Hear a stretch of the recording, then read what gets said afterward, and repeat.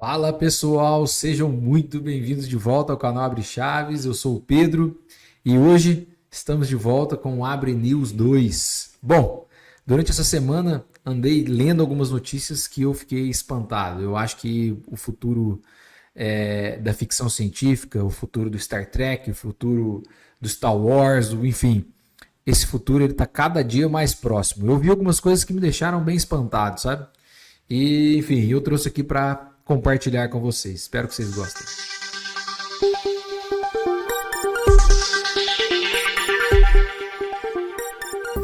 A primeira notícia que eu tenho para trazer para vocês é uma coisa que me deixou empolgado e assustado ao mesmo tempo, né? Um grupo de pesquisadores conseguiram produzir uma imagem 3D de uma pessoa utilizando roteadores Wi-Fi. Esses roteadores que você provavelmente tem na sua casa, que está roteando o Wi-Fi para a casa toda, eles conseguiram, através de triangulação, ou seja, utilizando 3 Wi-Fis diferentes, né? E Wi-Fis baratos, inclusive, aqui eles citam até um Wi-Fi que custa $50 e dá um modelo, que é um TP-Link, né? TP-Link é uma marca bem famosa, enfim. E eles utilizando uma forma de roteamento aliado a tecnologias de inteligência artificial, como redes neurais, eles conseguiram formar uma imagem tridimensional de uma pessoa, né? E como é que isso funciona basicamente, né? O Wi-Fi é uma antena que ela consegue emitir e receber sinal, né? E esse sinal ele navega pelo ambiente, reflete nas coisas, reflete na parede, nas estruturas e retorna para o Wi-Fi, né? E ele vai controlando os dados que trafegam naquele ambiente. Por isso que a gente, de forma mágica, consegue nos conectarmos à internet. Só que esses sinais eles sofrem interferência na medida com que ele encontra coisas no caminho. Então tem pessoas, movimento de objetos, né? Mesas, enfim, tudo que há, superfícies. E essa inteligência artificial, com esses dados de sinal, conseguiu entender aonde existia um corpo humano e onde não existia. Enfim, e aí eles conseguiram formar essa imagem em 3D. E isso é muito maluco, porque, né, as empresas de tecnologia elas estão entrando cada dia mais em nossas casas. E agora elas poderão saber onde nós estaremos, o que estaremos fazendo. Conseguem captar e reproduzir tudo que estamos fazendo dentro de um determinado ambiente. Mas calma, isso ainda é muito rudimentar, isso é muito... ainda está no início, mas é um futuro que a gente já pode olhar adiante. E não tenho dúvida que isso tem influência, por exemplo, dentro da indústria de jogos, né? Imagina você transformar um ambiente, né, como, né, o seu espaço, o seu game, né? Então a sua sala vira um espaço dentro do jogo. Você pode criar jogos virtuais dentro do ambiente que você está, né? Então né, eu sei que existe uma diferença entre artefatos físicos e virtuais, mas munido de um óculos de realidade virtual ou realidade aumentada, né, você consegue associar isso a diversas aplicações. E não só, né? Você tem, por exemplo, aplicações na área de saúde, você tem aplicações na área de construção civil, você tem uma infinidade de coisas que podem ser feitas através de uma reprodução tridimensional de um sinal de uma antena dentro da sua casa, né? Então, enfim, isso é uma viagem muito maluca e, bom, é um futuro bem promissor, né? A segunda notícia, né? Agora a gente muda um pouquinho da água para o vinho, fala de baterias gravitacionais. Eu nunca ouvi falar de baterias gravitacionais, mas basicamente o que é? É um peso onde, quando ele, para subir, ou seja, para que esse peso atue contra a gravidade, você precisa colocar energia nele. Então, por isso que é uma bateria. Então você coloca energia e esse peso sobe. Se você solta, ou seja, a favor da gravidade, ele se movimenta sozinho.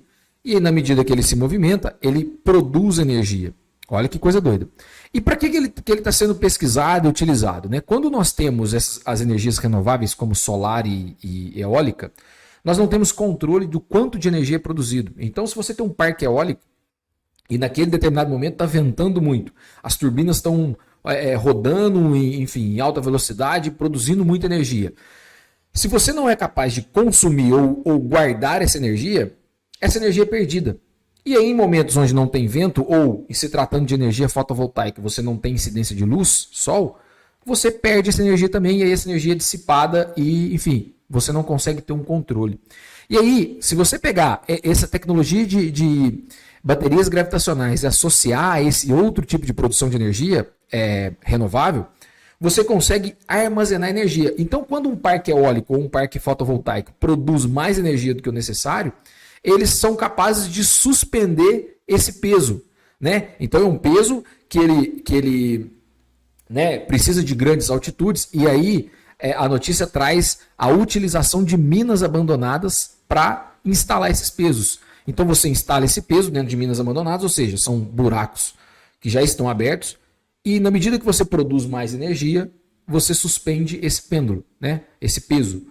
E aí, quando você precisa de energia, por exemplo, um dia que está nublado, como hoje aqui. Aqui está nublado, beleza. Você libera esse peso e na medida que ele vai descendo, ele começa a rotacionar uma turbina e essa turbina produz eletricidade. Olha que, poxa, que ideia genial, genial. Beleza, avançando aqui começa a ficção científica bizarra, né? Bom, nós já vimos em filmes, às vezes, por exemplo, eu não sou capaz de citar nada muito específico, mas coisas que são movimentadas sem a interferência de um terceiro objeto. Por exemplo, você pega um braço robótico, pega um objeto e move de lugar. Ou você mesmo move um objeto de lugar.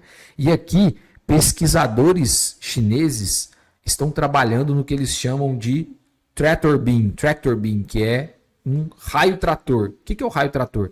É um raio de luz capaz de movimentar objetos. Isso aqui começa a ficar muito louco. Porque hoje, tractor beams são utilizados dentro da indústria farmacêutica, por exemplo, para conseguir alterar moléculas, alterar átomos e tudo mais, e promover essas mudanças moleculares e produzir substâncias, enfim, aplicações que eu confesso não tenho muito conhecimento.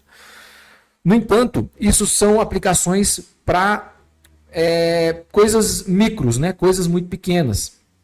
Esses pesquisadores chineses, dentro de um ambiente extremamente controlado, com pressão atmosférica específica, várias variáveis controladas, eles conseguiram mover um objeto macro, ou seja, um objeto que você consegue visualizar a olho nu. E aí, né, não só aplicações em nanopartículas, né, que é usado em medicina, mas agora você consegue movimentar coisas macros, então objetos que ainda são pequenos, mas já são visíveis. Pensa na capacidade que isso tem de... É quase uma telecinese, né? A telecinese é mover objetos com a mente. Mas imagina você ter uma lanterna na qual você consegue movimentar objetos. Pensa nisso no futuro, cara. Como que isso seria? Como que seria? Você consegue mover coisas à distância com a incidência da luz, né? E, cara, assim, eu fico meio... Eu tô me amarrando a fazer esse Abre News, porque tem expandido a minha cabeça de uma maneira, assim, eu tenho visto coisas que eu não vi. Então, assim, poxa, a tecnologia, cara, as coisas que estão sendo desenvolvidas estão num nível que, confesso que eu também não imaginava, e espero que vocês estejam gostando também. Bom, a próxima notícia que eu ia trazer para vocês, inclusive é um problema pessoal que eu tenho, que enfim, de vez em quando me falta a memória, eu esqueço das coisas, né? E isso, poxa, me incomoda de uma certa forma. E aí, esse cara, né, o cara que escreveu esse post, ele fez o seguinte, ele fez um outsource, né? Ele delegou o gerenciamento da memória dele para uma inteligência artificial durante 3 semanas. E o que é esse delegar? Existe um plugin no navegador, não estou certo se isso é no Google Chrome ou em diferentes navegadores, que chama Heyday. Eu estou procurando o nome dele aqui no artigo, mas não estou visualizando. Mas qual que é a ideia do Heyday? O Heyday, ele fica lendo tudo que você consome dentro do seu navegador. Então você abriu aqui um artigo, todos esses artigos que eu estou mostrando para vocês, eu estou abrindo aqui e tal, lendo algumas coisas, eu já li anteriormente. E aí muitas vezes você vai fazendo pesquisas e ao longo desse tempo também existem, por exemplo, o feed do Twitch, o feed do Instagram, existem feeds do YouTube, enfim, uma série de coisas que ficam abertas no seu navegador e você vai consumindo sobre diversos assuntos. Boa parte, não sei dizer a porcentagem, mas uma imensa parte disso é jogada fora. E aí o que você faz, né? Como é que você consegue gerenciar a memória de tudo que você consumiu?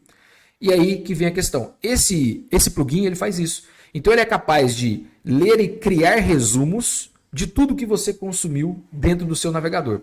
Quando você faz uma pesquisa de um assunto, e aqui ele dá um exemplo, né, por exemplo, que ele procurou sobre Elon Musk Ban, né? E aí o Hey Day mostra para você tudo que você consumiu e, enfim, e começa e cria resumos. Ou seja, para você conseguir rapidamente fazer um link com o que você consumiu previamente, com o que você está pesquisando agora, e aí é bem mais fácil de utilizar. Qualquer loucura. Isso aqui pode não parecer muito tecnológico ou muito inovador, dado que se você fizer você mesmo fizer um resumo, né, escrever coisas num caderno, você consegue ter o mesmo resultado.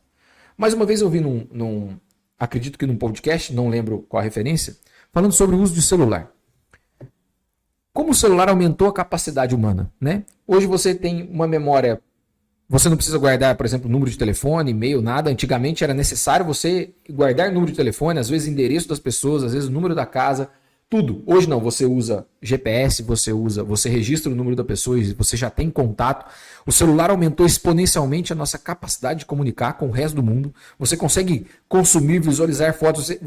Nós aumentamos nossa capacidade humana absurdamente com o uso de um periférico. Quando nós falamos de androids, né, ou humanoides, ou enfim, o que quer que seja, não sei tecnicamente a precisão, o significado da palavra, mas quando nós vemos figuras humanas com elementos tecnológicos acoplados ao corpo, o celular ele tem exatamente esse papel, só que ele não está acoplado no corpo. Não ainda. Pode ser que ele esteja em algum momento. E aí, ele aumenta a nossa capacidade em diversas coisas. E isso aqui, essa IA, ela também aumenta a nossa capacidade de memória, de lembrar de coisas, de conseguir fazer relações com coisas e, consequentemente, aumenta a nossa produtividade.